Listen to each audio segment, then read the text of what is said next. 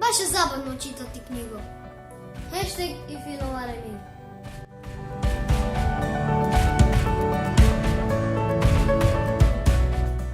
Za danas ću vam pročitati ovaj citat. Ustrajte u vjerovanju da svojim stavovima i radom sudjelujete u onome što je najuzvišenije. Što snažnije odnjegujete u sebi ovo vjerovanje, to će češće iz njega izvirati stvarnost i ovaj svijet. Rekao je to Rainer Maria Rilke. Ako vam ovo ima smisla, podijelite sa mnom u komentarima. Vidimo se sutra. Bok!